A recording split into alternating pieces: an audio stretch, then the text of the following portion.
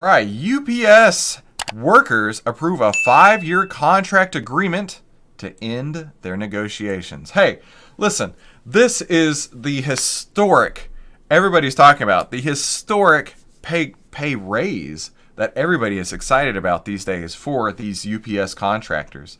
And if you're just tuning in, my name is Christopher Yule, and I love talking about stocks and those finding those outlier trades with outsized returns. And if you're interested in that too, be sure to definitely hit the subscribe button down below. And today's episode is sponsored by Outlier.com.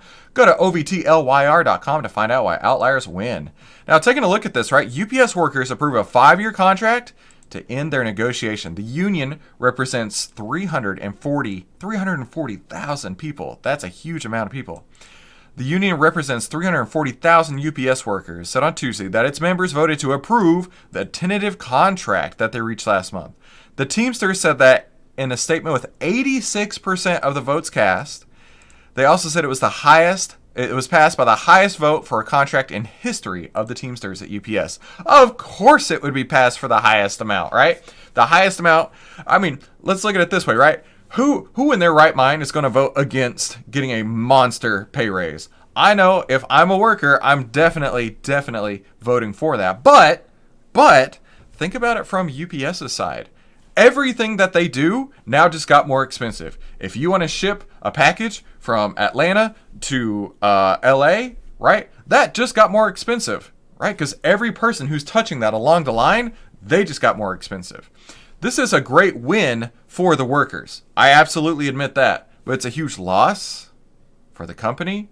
And it's certainly going to be a loss for everybody involved who is a customer of UPS. Because everybody's going to be paying more because of this. It is a fact. Not just an opinion, it's a fact. Our members just ratified the most lucrative agreement ever negotiated at UPS. And they go on to say that this is a template for how workers should be paid and protected nationwide and by non-union companies like Amazon. Hey, they better be paying attention. That's what they're saying from UPS here. UPS says at the end of their new contract, the average, this is crazy talk, the average UPS full-time driver will make about $170,000 in pay and benefits. That is huge. The average the average UPS full-time driver will make $170,000. I think that's amazing. I can't imagine how excited the families of those workers feel.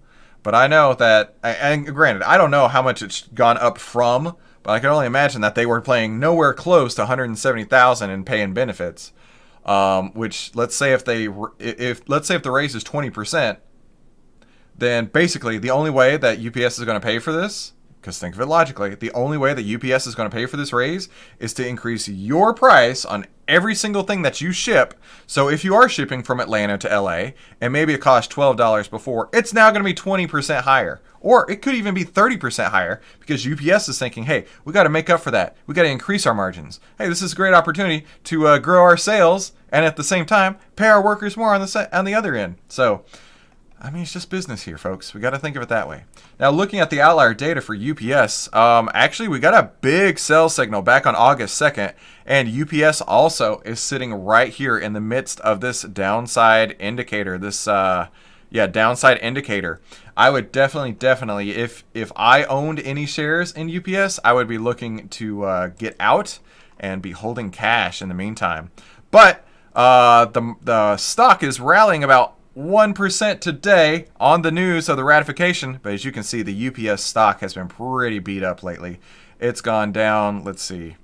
It's gone down by over 10%, down 11% in the last couple of weeks as they've been negotiating these contracts. So investors are definitely wary, and if you're using the outlier data, you knew ahead of time where the direction of this is going. So let's move. Actually, before I do that, be sure to smash the like button if you are in support of UPS, at least the workers.